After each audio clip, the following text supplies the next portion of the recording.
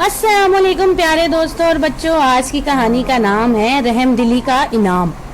किसी गांव में एक आदमी रहता था। ये आदमी बहुत गरीब था। इसके पास बस एक घोड़ा था। इसको शिकार का बहुत शौक था। एक दिन वो शिकार के लिए निकला। इसकी नजर एक हिरन और इसके बच्चे पर पड़ी। दोनों जंगल में मजे से घास चर रहे थे। इस आदमी ने घोड़े को दौड़ाया और इसके करीब जा पहुंचा। हिरनी तो भाग गई, लेकिन हिरनी का बच्चा उसने पकड़ लिया और फिर इसे लेकर घर की तरफ रवाना हुआ। थोड़ी दूर जाकर इसने देखा कि हिरनी इसके पीछे पीछे आ रही है और अपने बच्चे को देख रही है। वो आदमी समझ गया कि माँ अपने बच्चे के लिए बेचैन है। इसको तरस आ गया। इसने हिरनी के बच्चे को छोड़ दिया। बच्चा खुशी से छलांगे लगाता अपनी माँ के पास चला गया।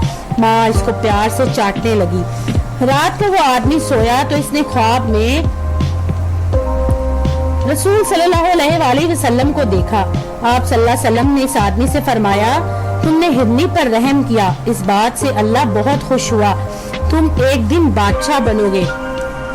जब बादशाह बनोगे तो लोगों पर रहम करना। इस ख्वाब के बाद वो आदमी खूब तरक्की करने लगा और देखते ही देखते एक दिन अफगानिस्तान के एक बड़े इलाके का बादशाह बन गया। इस आदमी का नाम सब्तगैन था। सुल्तान महमूद गजनवी के नाम आपने सुना है, वो इसी सब्तगैन का बेटा था।